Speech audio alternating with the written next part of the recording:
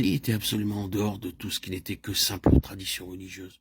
Pour lui, il n'y avait pas de compromis possible entre le culte de Dieu et la religion officielle.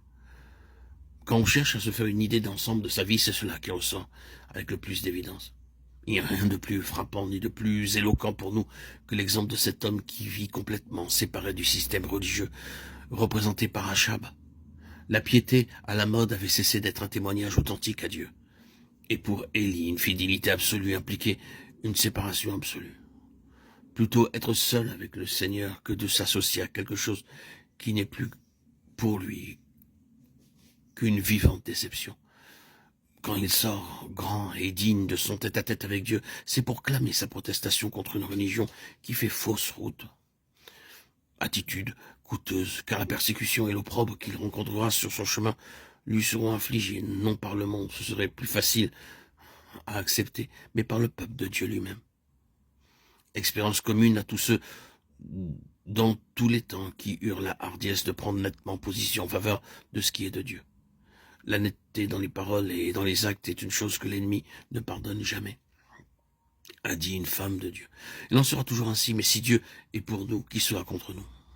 Être un Élie suppose dans notre attitude vis-à-vis de Dieu l'absolu, avoir une croix au centre de notre vie.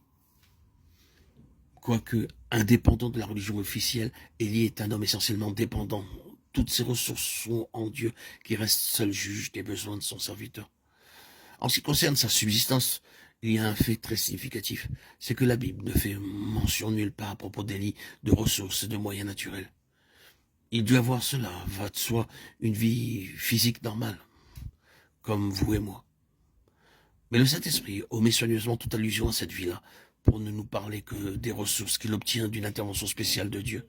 Les corbeaux au torrent de Kérit, l'huile et la farine chez la veuve de Sarepta, les provisions préparées à 2 reprises par l'ange au cours de la fuite à Horeb.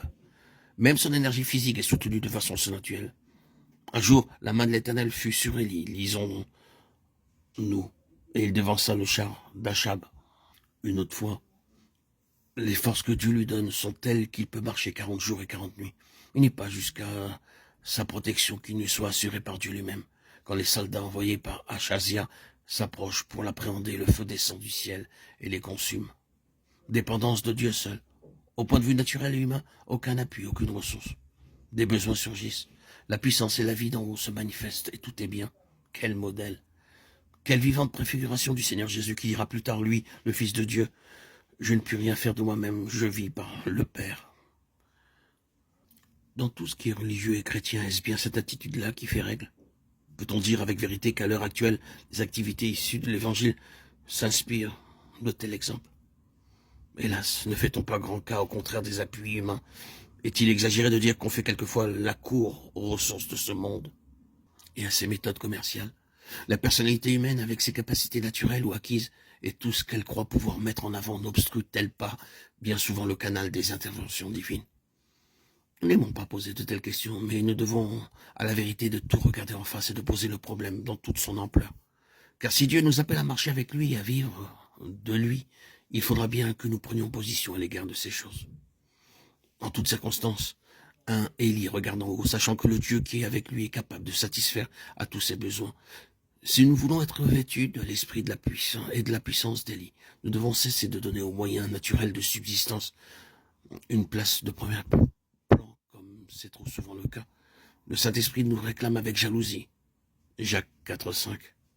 Et il ne mettra jamais son sceau sur un ministère qui a son point d'appui sur la terre.